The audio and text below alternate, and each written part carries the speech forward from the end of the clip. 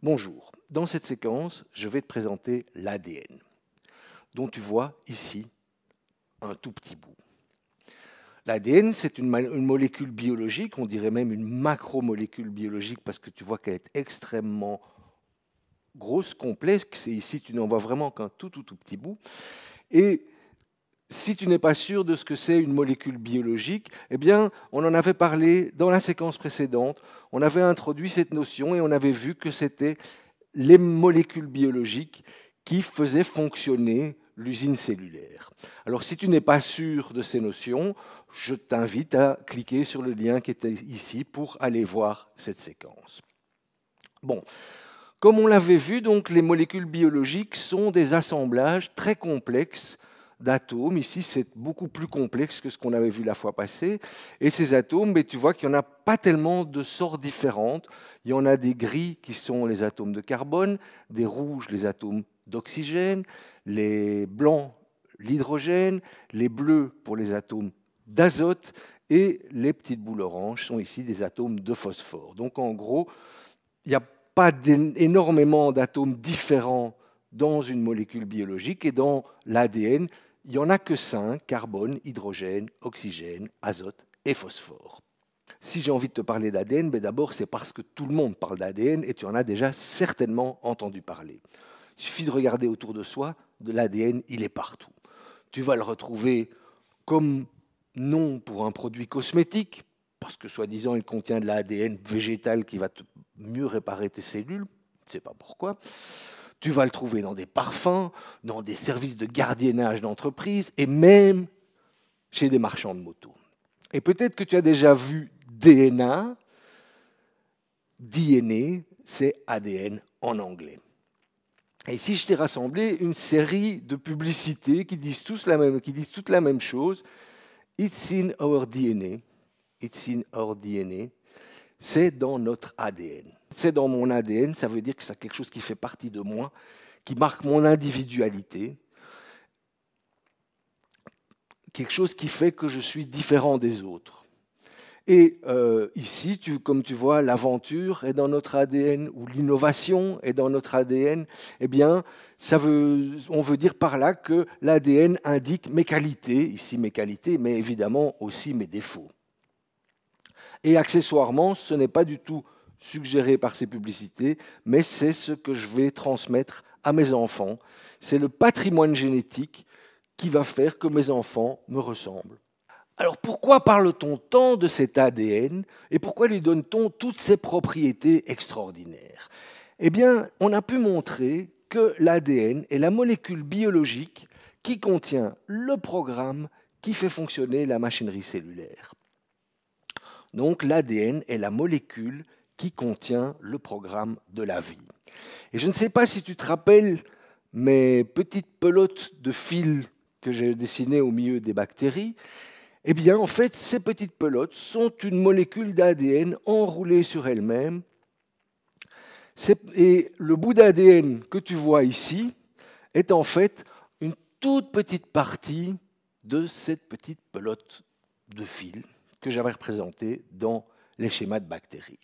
Alors, comment est-ce qu'une molécule, même biologique, même très complexe, peut faire fonctionner le programme de la machinerie cellulaire? C'est ce qu'on va essayer de comprendre maintenant. ADN sont les initiales pour acide désoxyribonucléique, ou en anglais deoxyribonucleic acid DNA, DNA.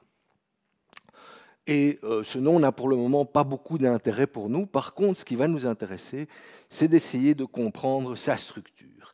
Et pour comprendre sa structure, je voudrais que tu imagines une échelle extrêmement longue. Ici, on n'en voit pas le bout ni au-dessus ni en dessous. Et à vrai dire, cette échelle n'est pas toute droite, elle ressemble plutôt à un escalier en colimaçon. Les biologistes parlent souvent de structure en double hélice, et je vais te montrer cette structure ici. Et donc, tu vois que les montants de l'échelle passent ici au-dessus et puis en dessous. Donc, quand tu la vois tourner, tu vas comprendre ça. Et la deuxième chose que je voudrais que tu vois, c'est qu'ici, par exemple, tu as un trou entre deux demi-barreaux. Et tu vas voir qu'au fur et à mesure où elle va tourner, les trous ici, ici, entre chaque demi-barreau, il y a une sorte de trou. Et donc, si on la dépliait pour mieux la voir, notre échelle ressemblerait plutôt à ceci, c'est-à-dire que les montants sont en métal et se tiennent très très bien ensemble, et on a soudé à ces montants des demi-barreaux qui tiennent également très bien aux montants. Par contre, entre deux demi-barreaux, c'est un peu comme s'il y avait un aimant qui tiendrait ensemble les deux parties de l'échelle, mais qu'on pourrait relativement facilement séparer.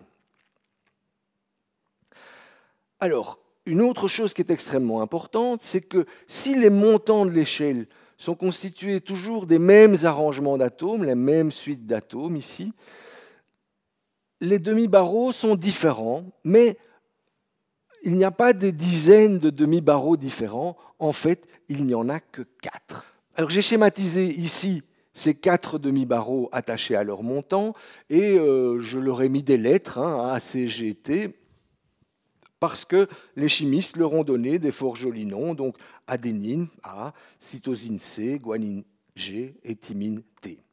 Et ce que tu as peut-être remarqué, c'est que je n'ai pas fait mon schéma tout à fait au hasard. En effet, ici, le petit rond de l'adénine va rentrer parfaitement dans le petit rond de la thymine. Et le petit triangle de la cytosine va rentrer parfaitement dans le petit triangle de la guanine. Et si j'ai dessiné ça comme ça, c'est parce que c'est effectivement ce qu'on observe. Donc, en face d'une adénine, il y aura toujours une thymine, en face d'une cytosine, toujours une guanine, en face d'une guanine, toujours une cytosine, et en face d'une thymine, toujours une adénine. Alors évidemment, dans la vraie vie, c'est pas comme ça que ça se passe. Je te rappelle qu'on parle d'atomes, de molécules, d'interactions, et on peut plutôt voir ça comme ça. Donc ici, j'ai représenté une thymine et une adénine, et une guanine et une cytosine, et dans la configuration où ils sont dans une molécule d'ADN. Et on voit qu'il va y avoir ici des interactions, des liaisons qui vont se faire entre ces atomes de la thymine et de l'adénine et de la guanine et de la cytosine. Ces liaisons qui sont beaucoup moins fortes que les liaisons qui relient ici plusieurs atomes permettent néanmoins à une thymine de relativement bien tenir à une adénine et une guanine de relativement bien tenir à une cytosine. C'est ce qu'on appelle des ponts d'hydrogène.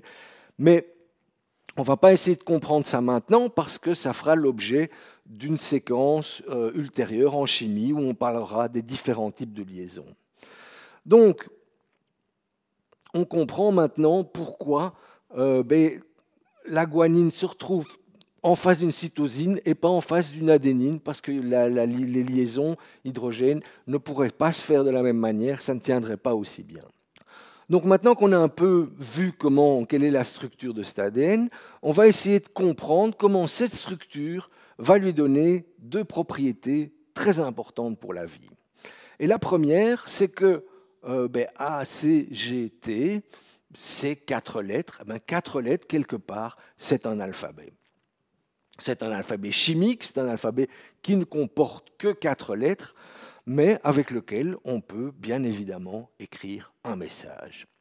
Et un message, on va commencer par exemple ACGT, le début qu'on avait. Pour simplifier, on n'a plus besoin du schéma pour le moment, on va le remplacer par des lettres, donc le message serait quelque chose comme ACGT, AATCGG, AATT, AT, etc., etc., etc.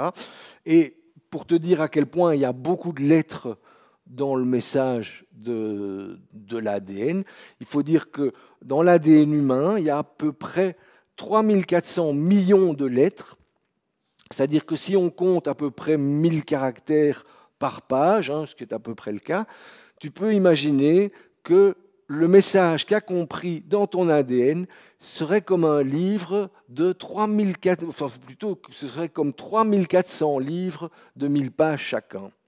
Donc si tu imagines un gros livre comme par exemple Games of Thrones qui doit faire à peu près 1000 pages, eh bien tu imagines 3400 volumes, c'est à peu près ce qu'il y a comme message dans ton ADN. Et ce message, ce serait donc uniquement ACGT, bien sûr. Bon, Alors, a priori, tu vas me dire, bon, d'accord, oui, il y a un message, mais et le programme de la machinerie cellulaire? Eh bien, moi, quand je vois une bande comme ça, un message de cette sorte-là, ça me fait immédiatement penser à ceci. Et ceci, tu sais peut-être pas ce que c'est. C'est la bande de carton perforé qui servait à programmer le premier ordinateur que j'ai vu il y a de ça un certain temps. Donc on avait des petits rouleaux qu'on mettait dans un certain lecteur. L'ordinateur lisait ce petit rouleau. Une fois qu'il avait tout lu, il savait ce qu'il avait à faire. Et alors, il commençait à calculer. Et on avait le résultat qui s'imprimait.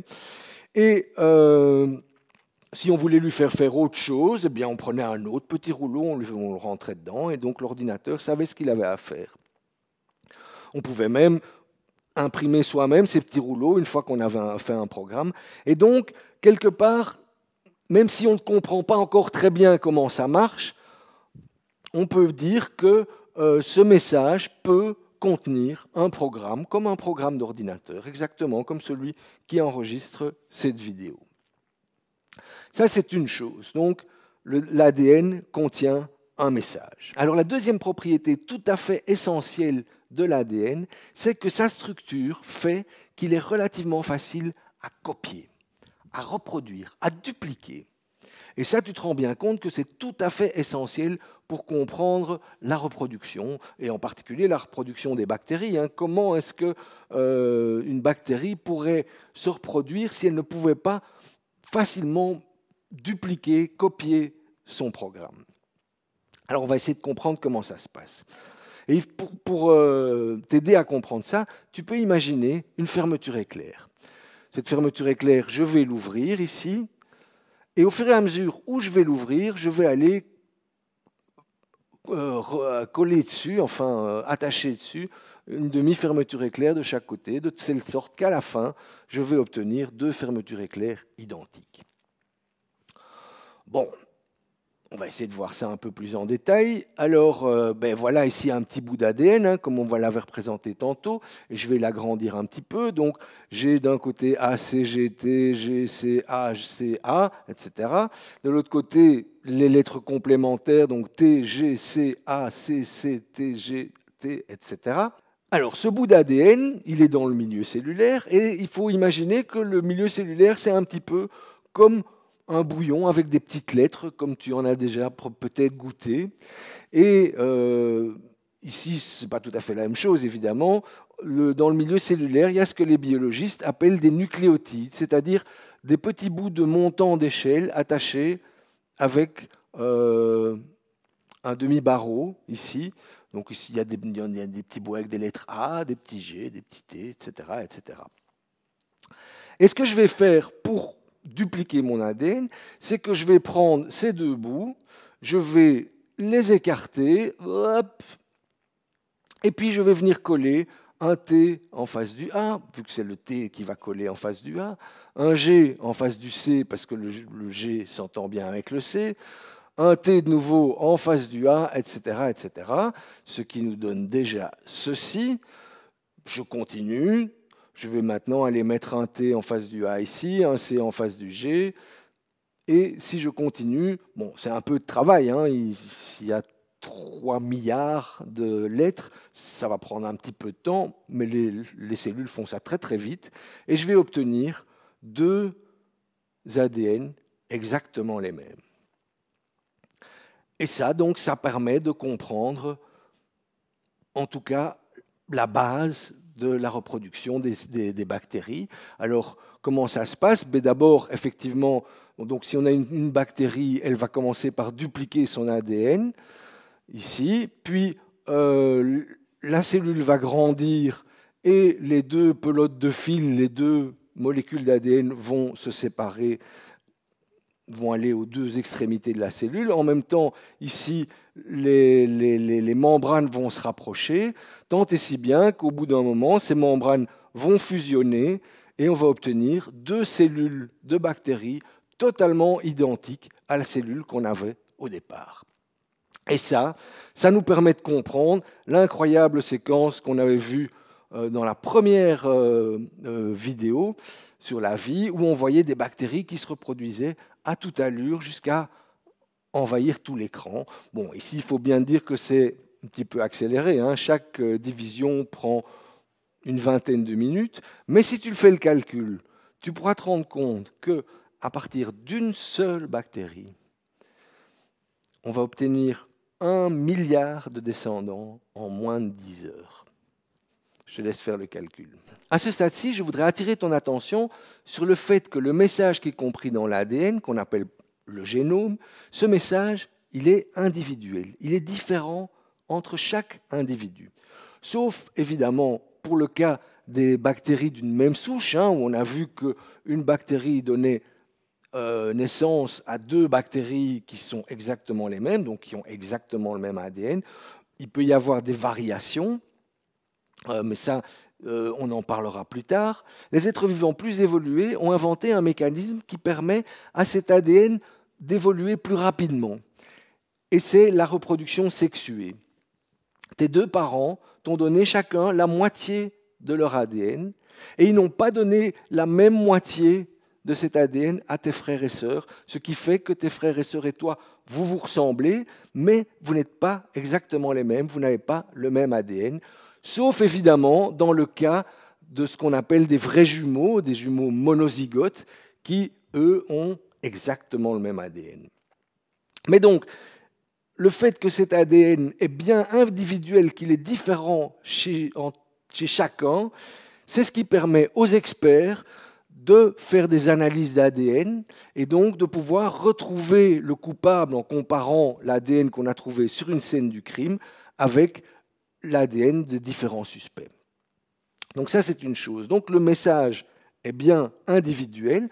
Par contre, la structure de l'ADN, elle, est univoque. Ça veut dire qu'elle se retrouve partout. Et quand je dis partout, c'est vraiment chez tous les êtres vivants, depuis les bactéries jusqu'aux humains. Donc, le message qu'il y a dans l'ADN d'une bactérie n'est évidemment pas le même qu'il y a dans le tien, sinon tu serais une bactérie. Mais la structure de l'ADN, cette espèce de double hélice, comme je disais, constituée comme une échelle avec des barreaux qui ne sont que 4, hein, A, C, G, T, qui forment un message, cette structure, on la retrouve chez tous les êtres vivants. Et le message qui est compris dans cet ADN, évidemment, il sera plus semblable entre 2 humains qu'entre un humain et une bactérie. Par exemple, on estime qu'il y a 99,9% de similarité entre l'ADN de 2 êtres humains. Mais on peut également montrer qu'il y a 98% de ressemblance entre un humain et un chimpanzé, qu'il y a 70% de ressemblance entre un humain et un oursin, et qu'il y a même 50% d'ADN de l'humain qu'on retrouve dans la banane. Bon, ceci dit, attention, il faut manipuler ces chiffres avec une grande prudence. D'abord parce qu'un ADN similaire ne veut pas forcément dire une ressemblance. Et si je dis que j'ai 50% d'ADN commun avec une banane, ça ne veut pas dire du tout que je ressemble à moitié à une banane. Enfin, ça, je te laisse juger.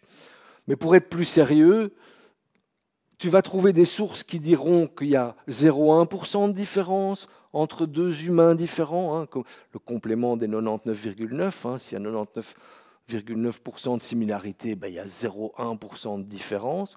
Et dans d'autres sources, tu vas trouver qu'il y a 12% de différence. Et ça dépend de la méthode qu'on a utilisée pour le mesurer, ça dépend de ce qu'on a mesuré. Si tu veux plus de détails là-dessus, si tu es intéressé, je mettrai dans les compléments de la vidéo sur le site un lien qui explique ça, très intéressant. Si je peux résumer maintenant ce qu'on a vu aujourd'hui, on a vu que l'ADN était donc un exemple de macromolécule biologique, une très grosse molécule biologique, que cet ADN contient un message qui est écrit dans un alphabet chimique de 4 lettres, et que ce message contient le programme qui fait fonctionner la machinerie cellulaire. On a vu également que la structure de l'ADN faisait qu'il est relativement facile à dupliquer, et ce qui est évidemment tout à fait important pour comprendre la reproduction. Et on a vu que sa structure est univoque, c'est-à-dire qu'on rencontre la même structure chez tous les êtres vivants, mais que par contre, le message qu'il contient, il est individuel, il est unique, ton ADN est à toi, tout seul. Alors il est tout à fait évident qu'on n'a fait qu'effleurer le problème. Que si on a vu que la structure de l'ADN permettait d'expliquer quelques-unes de ses propriétés, qui sont très importantes pour la vie, eh bien, il y a des tas de choses qui restent complètement incomprises. En particulier, que veut dire ce message? Comment est-ce que tout ça fonctionne? Comment est-ce que ce message peut effectivement faire fonctionner la machinerie cellulaire? Et quand j'ai dit qu'on écartait les deux brins d'ADN et qu'on venait coller des petits nucléotides dessus, c'est clair qu'on ne va pas faire ça avec une pince à épiler, que tout ça est beaucoup plus compliqué, et que la compréhension de tous ces phénomènes, d'une part, va nous demander un long chemin pour expliquer tout ça, qui d'ailleurs n'est pas parfaitement compris à l'heure actuelle. La suite du programme consistera effectivement d'abord à comprendre et à comparer les différents types de molécules qui constituent la vie qu'on trouve dans les êtres vivants. Cela fera l'objet de séquences ultérieures que je te convie à venir voir dès qu'elles seront là. En attendant, je te remercie pour ton attention et je te dis à bientôt.